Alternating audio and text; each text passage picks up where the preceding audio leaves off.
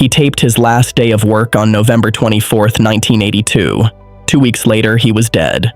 Will Lee had played Mr. Hooper since the very first episode in 1969, the man in the apron behind the counter, slightly cranky, endlessly patient with a bird who could never get his name right. Cooper, Looper, Hooper. Children recognized him more than any other adult on that street. They'd walk up to him in real life and ask how he got out of the television. Now the producers had a decision to make, and every option in front of them was the easy one. Recast him. Say he'd retired. Say he'd moved away and let the store change hands and never mention it again. Nobody would have complained.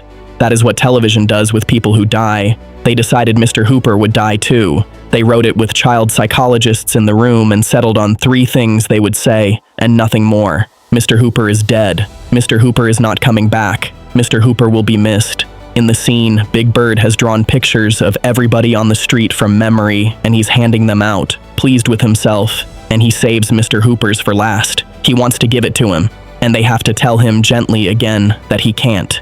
He doesn't take it well. He asks why it has to be this way. He asks them to give him one good reason, and Gordon says, just because.